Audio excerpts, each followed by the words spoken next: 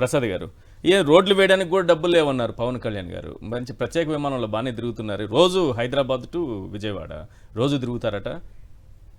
మీ అమాయకత్వానికి నమస్కారం. కానీ ఒక విషయం చెప్పారు, కాదు రోడ్లు బాగాలేవని గాల్లో పోతున్నారా? అదే సార్, మరి వాళ్ళు అయితే అవహేళన చేస్తారు జగన్మోహన్ రెడ్డి విషయం. అది ఆ పాయింట్ ఇందులో అడగవలసింది ఏంటంటే, ఈ పచ్చలోడు అంజయ్ గారి కాలుకి హెలికాప్టర్ కట్టి ఒక వార్త తీసాడు. అది వేసే దమ్ముందా? అది ఇది జర్నలిజం అంటే. ఆడైతే ఒకలాగా, వీళ్ళైతే ఒకలాగా. మీరు వాస్తవం మాట్లాడదాం. 1983లో పార్టీ పెట్టిన మహానుభావుడు రామారావు గారు ప్రాణాలకు తెగించి జయప్రకాష్ నారాయణ గారు ఒక ఇంటర్వ్యూలో నిజం చెప్పిన విషయం ఏంటంటే, అదొకటే నిజమైన ఇంటర్వ్యూ. ఒక సెన్సిటివిటీ డెలివరీ చేశాడు. ఇక్కడ లకడిగపూల దగ్గర కారు ఆగిపోయింది. రామారావు గారికి నెక్స్ట్ రిపేర్ చేయించుకొని రండి అని పక్క కారులో వెళ్ళిపోయాడు ఆయన కాన్వేలో.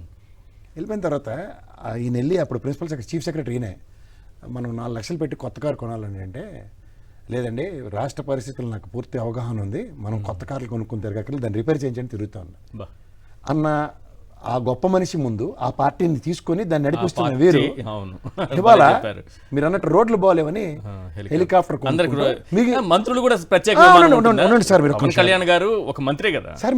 మీరు నన్ను డైవర్ట్ చేయకండి సార్, ఆ తపేలా ఛానల్ లాగా. వాస్తవం ప్రజలకు తెలియాలి.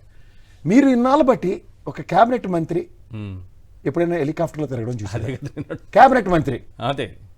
ఇప్పుడు రాష్ట్రంలో ఒక హెలికాప్టర్ ఉంది, ఇంకో హెలికాప్టర్ కొంటారు, అది ఆగస్టులో డెలివరీ అవుతుంది.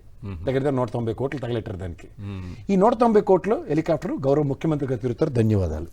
ఇప్పుడున్న హెలికాప్టర్లో వారు తిరుగుతారు. మీరు స్టేట్మెంట్లు చూడండి. నిన్న మొన్న గౌరవ ముఖ్యమంత్రి గారి దగ్గర స్టేట్మెంట్ ఏంటంటే, క్యాబినెట్ మినిస్టర్లు వాడతారు. ఇంకెవరికి అంత వాడేసి అంత దమ్ము ధైర్యం ఉంది అదర్ దాన్ లోకేష్. ఆయన నిర్వర్తిస్తున్న శాఖలు విద్యాశాఖను ఐటీ శాఖ. ఈ విద్యాశాఖ ఏం ప్రపంచం తెరబడిపోతుంది, హెలికాప్టర్ తిరిగేసి అంత వ్యాపారం ఉంటుంది. అదేనండి దేహాంగ వీక్షణ అంటారు దాన్ని. ఇప్పుడు నిన్న ఎందుకంటే వరల్డ్స్ రిచెస్ట్ చీఫ్ మినిస్టర్ గౌరవ ముఖ్యమంత్రి గారు మా చంద్రబాబు నాయుడు గారు, అందుకని థింక్ బిగ్, రిచ్ గానే ఆలోచిస్తారు. మీకు ఇంకో మాట చెప్తా, ఈ హెలికాప్టర్ తీసుకుని ఎప్పుడైతే ప్రకాశం జిల్లాలో వెళ్ళి వాళ్ళు ఆడవాళ్ళతో గొడవ ఎదుర్కోవడానికి కూడా హెలికాప్టర్లే వాడతారు. ఇందాక సురేష్ రాజీవ్ పాయింట్ చెప్పారు, దేశం మొత్తం మీద ఈజ్ ఆఫ్ డూయింగ్ బిజినెస్ 18+ నడుస్తుంది దగ్గర. ఆంధ్రప్రదేశ్ ఫినామినల్ గా దగ్గర 26% గ్రోత్ చూపించబట్టి ఈజ్ ఆఫ్ డూయింగ్ నెంబర్ 1 వచ్చింది. అండ్ ఎంఎస్ఎంఈ యూనిట్ల పరంగా 19,50,000 ఎంప్లాయ్మెంట్ క్రియేట్ అయింది sir. Out of that 40 lakhs ఏదైతే మనం ఫిగర్ చెప్తున్నామో, గవర్నమెంట్ సెక్టర్ లో ఎక్స్చెక్కర్ నుంచి వెళ్ళిన జీతాలు ఇందాక నేను చెప్పాను. ఈ 19,50,000 ఎంఎస్ఎంఈ యూనిట్ త్రూగా ఎంప్లాయ్మెంట్ క్రియేట్ అయ్యి, మీకు చెప్పిన ఇందాక చెప్పిన 1,103 కోట్ల పెట్టుబడుల్లోంచి 3,47,000 మందికి ఎంప్లాయ్మెంట్ క్రియేట్ అయింది. ఇవన్నీ టోటల్ చేస్తే 40 లక్షలు.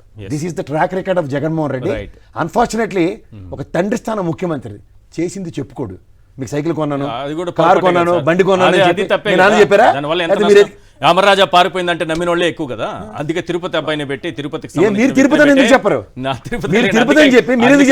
నేను ఎప్పటి నుంచి చిన్నప్పటి నుంచి చూస్తున్నా కరకంబాడి. నేను చూస్తున్నాను, నేను కారులో వెళ్తాను తిరుపతి, వెళ్ళినప్పుడల్లా కరకంబాడి నుంచి వెళ్తాను. రైట్, సమయం తక్కువ ఉంది. కొండా రాజీవ్ గాంధీ గారు కన్క్లూడ్ చేయండి. 20 లక్షల ఉద్యోగాలు ఇస్తారని ప్రామిస్ చేశారు, ఏడాదికి 4 లక్షల ఉద్యోగాలు ఇవ్వాలి. 40 లక్షల కోట్ల పెట్టుబడులు ఏదో అన్నారు, ఆ పెట్టుబడులు పక్కన పెట్టండి. ఎన్ని ఉద్యోగాలు వచ్చాయి చెప్పండి? ఏడాదిలో ఇంకొక నెల కూడా లేదు. ఎన్ని తీసేసారు చెప్పండి కూడా నేను చెప్పగలను. రాజీవ్ అడగండి, వైజాగ్ లో ఎన్నిపోయా ఆయనకి తెలుసు. రైట్, రాజీవ్ గాంధీ గారు. వైజాగ్ లో ఉద్యోగాలు ఇచ్చినటువంటి పేపర్లలో 4 లక్షల ఉద్యోగాలు వచ్చాయా? పేపర్ వర్క్ కాబట్టి ఏడాదికి సంబంధించి గవర్నర్ గారి ప్రసంగంలో 4 లక్షల ఉద్యోగాలు వచ్చేసాయి. మిగిలిన 4 లక్షలకు వస్తాయి 4 సంవత్సరాలకి. రైట్, రాజీవ్ గాంధీ గారు కన్క్లూడ్ చేయండి.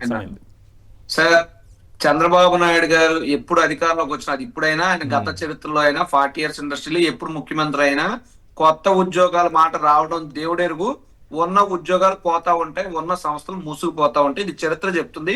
గతంలో చంద్రబాబు నాయుడు గారు అధికారంలో ఉంటుండగానే రాష్ట్ర వ్యాప్తంగా, అప్పట్లో దేశవ్యాప్తంగా 84 సంస్థలు మూతపెడితే, చంద్రబాబు నాయుడు గారి హయాంలో ఉన్నటువంటి ఆంధ్రప్రదేశ్ రాష్ట్రంలోని 54 సంస్థలు మొత్తం కూడా మూసేసినటువంటి పరిస్థితులు. అంటే 54 సంస్థలు పనిచేసిన అందరూ రోడ్డును పడ్డారు. ఈ రోజు విశాఖపట్నంలో చూసుకుంటే స్టీల్ ప్లాంట్ ఏమైపోతుందో ఎవరికి అర్థం కాదు. ఉన్న ఉద్యోగస్తులకి ఏమో షోకాస్ నోటీస్ ఇస్తారు, జీతాలు ఇవ్వరు. మరో పక్కేమో విఆర్ఎస్లు పెట్టేమని చెప్పి వాళ్ళ మీద మెడ మీద పేకత్తి పెట్టినట్టు పెడతారు, వాళ్ళ మీద అక్రమ కేసులు కడతారు.